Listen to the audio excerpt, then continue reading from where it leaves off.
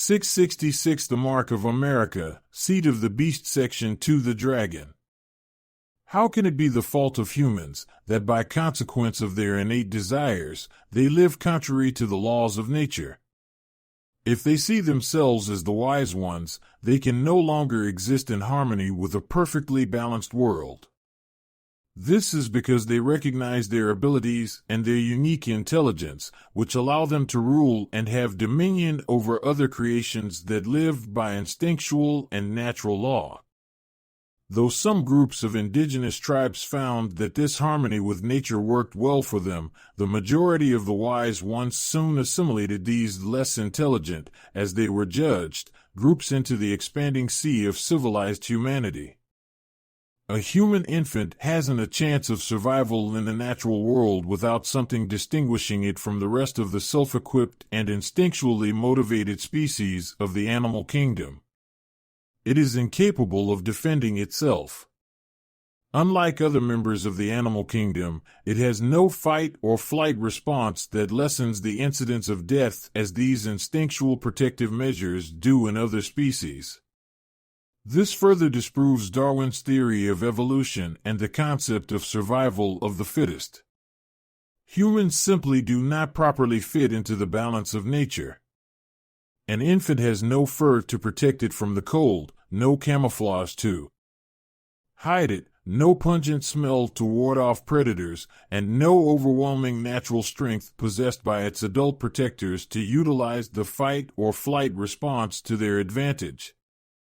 Modern scientists speculate and hypothesize how the Homo sapiens were able to exist and flourish for thousands of years amongst ferocious predators, but none of their conclusions make sense or seem logical. Humans, by the weakness of their nature, are an easy source of prey for stronger predatory animals. There are two simple differences that set the human species apart from the rest of the animal kingdom: self-awareness and the ability to reason. This ability is not instinctual and did not come from years of cognitive evolution, as some would suggest. From scientific speculations, a few wise ones formulated the myth of cavemen, whose grunts and groans eventually developed into a communal language of cooperation, which aided the success of the species. If this were the case, science would see the same development in other animal species. But it does not, and will not, because these other species haven't the ability to reason, nor are they aware of the self as an individual part of a greater whole possessing the ability to exercise free will in order to maintain individuality. This self-awareness and the ability to reason can appropriately be called selfishness. Humans are the only purely selfish creatures in nature. After their basic needs of food and procreative sex are met, their selfishness motivates them to eat for pleasure, have sex for pleasure, and further establish their individuality from the rest of the whole of humanity. Therefore, selfishness becomes a natural human tendency by reason of their own existence. Recognizing selfishness for what it truly is establishes a positive definition instead of the negative connotation generally recognized as improper behavior. The individual is the essence of the wise ones. To find this essence, one must experience a lifetime of choices in which actions contrary to the whole are taken in order to maintain a balance of self-awareness and individuality. Humans divide themselves into family units to develop and maintain individuality. A male and female do not commit to lifelong partnerships to contribute to the whole, but to maintain self-awareness. Love is a value placed on something outside of the self. Being in love is a selfish abstract human creation. One loves if he or she contributes to the individuality of the one being loved. When there no longer exists a feeling of support for the individual, love no longer exists.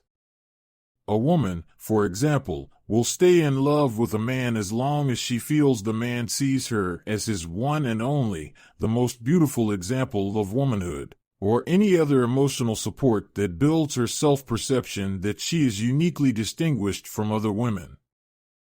Humans may also form partnerships with those of the same sex, with no intent to procreate, but to maintain the essence of their individuality. When a male, for example, senses he is valued by another male, but his individual preference does not fit the accepted norm, the union is emotionally justified because it appears natural and appropriate to both men whose individuality is supported by it. Children are not consciously desired to guarantee the perpetuation of the species, but to give more credibility and support to the individuals who create them. A father and mother validate themselves by their children. Most family rules and expectations are set, not to allow the children to become individuals, but to further the selfish desires of the parents to maintain their own individuality. When a child eventually becomes aware that his or her existence is no longer dependent upon the parent, and that his or her self is more important than the whole of the family, a rebellion ensues. This ultimately brings heartache and instability to the family unit, which was instituted, not for the sake of the child, but for the parent. To further maintain the essence for which they exist, humans place values on other abstractions that can more easily establish a state of individuality among them. Material possessions become a distinction of class and prestige. Distinctions of accumulation of knowledge, not intelligence, set one individual apart from another by allowing the opportunity for self-worth to foundationalize individuality. A college degree or employment experience that none other has achieved helps maintain this human essence. The color and style of hair, the jewelry adorning the body, and other personalized choices support the individual against the whole. Self-awareness creates the individual human experience, and the ability to reason maintains it. These unique human characteristics determine the balance by which we acquire a personal awareness of the self. If maintained properly, this balance serves us well and gives meaning and purpose to our existence. Individuality is the value placed upon this existence. When this value is compromised, there is no longer balance.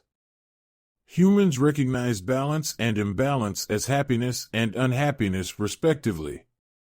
Like love, happiness and unhappiness are abstract emotions felt when the individual receives or doesn't receive recognition for its uniqueness. When one is not acknowledged separately from the whole, the purpose of existence is breached, and the wise one becomes unbalanced, contrary to its nature. The human either exists in a continual state of unhappiness or seeks to alleviate the discomfort by setting itself apart from the whole, thus fulfilling the measure of its creation. Since humans seek to fulfill the purpose for which they exist, i.e., to be recognized and valued as individuals, they use their superior intelligence to accomplish this goal. Since the goal is individual and has nothing to do with the whole of humanity, whatever or whoever interferes with reaching this goal becomes a detriment to the happiness, balance of the human being. A serpent has long been viewed as a symbol of wisdom and cunningness whose power consumes anything or anyone who stands in the way of its desires.